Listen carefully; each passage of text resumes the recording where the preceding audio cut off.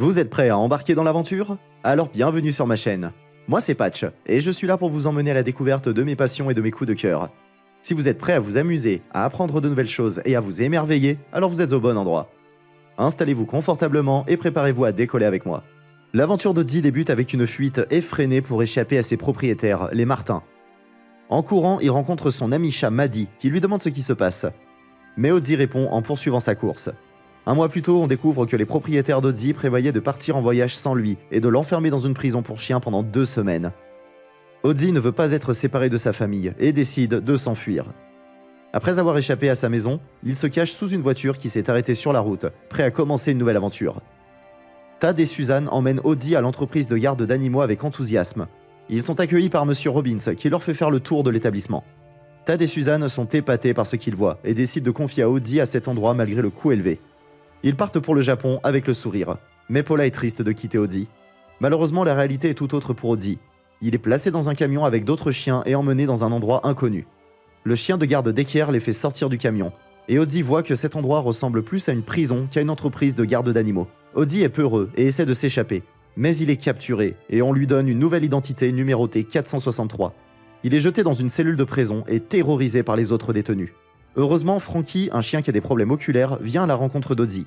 Il explique à Ozzy qu'une fois qu'un chien est enfermé ici, il doit passer le reste de sa vie en tant que prisonnier. Ozzy garde espoir en affirmant que ses propriétaires sont de bonnes personnes et qu'ils viendront certainement le chercher bientôt.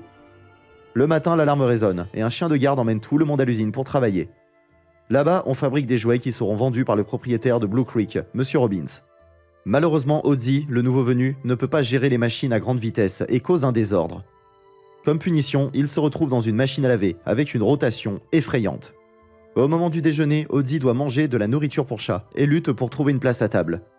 Heureusement, son compagnon de cellule Frankie l'aide et Ozzy développe finalement une amitié avec d'autres détenus, notamment Chester, un chien abandonné sans pattes, et Doc, un gros chien perdu. D'un autre côté, les hirondelles sont toujours en route pour le Japon, et Ozzy se sent seul sans son meilleur ami.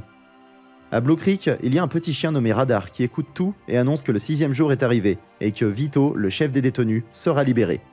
Cependant, une fois libéré, Vito se révèle être un petit chien, et Ozzy se moque de lui en face, ce qui provoque la colère de Vito. Mais avec les chiens de garde présents, Vito ne peut rien faire. Le lendemain matin, Ozzy se réveille pour découvrir que Frankie s'est évadé avec succès.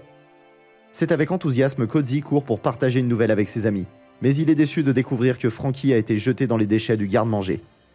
Cependant, il reçoit un message de Vito l'invitant à un rendez-vous avec Ozzy. Vito se révèle être un sportif qui veut battre les gardes en course, et Ozzy se joint à lui.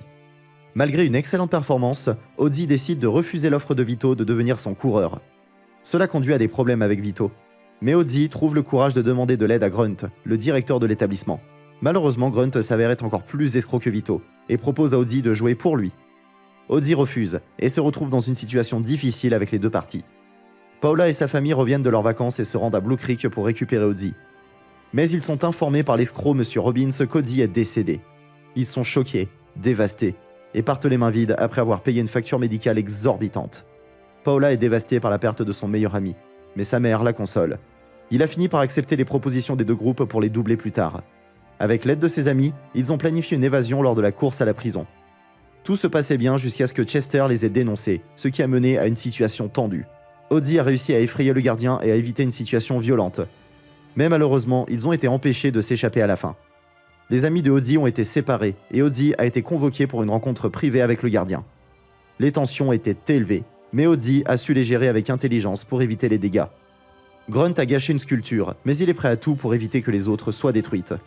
Malheureusement, Ozzy en profite pour enfermer Grunt et Tad, mais il finit par tout avouer à la foule et ils se battent pour se libérer. C'est le début d'une belle aventure pour notre petit groupe d'amis. On se rend à la plage où Doc retrouve son maître avec joie, puis chez Frankie qui accueille Ozzy avec plaisir. Chester, quant à lui, a trouvé une famille grâce à l'insistance de Paula et Suzanne. Le lendemain matin, le journaliste du début revient, mais cette fois, on est prêt à lui faire face ensemble. Et c'est ainsi que se termine notre aventure. Merci d'avoir regardé cette vidéo. Vous pouvez liker, partager et commenter pour soutenir notre chaîne. N'oubliez surtout pas de vous abonner pour ne rien manquer de nos prochaines vidéos. Prenez soin de vous et à la prochaine.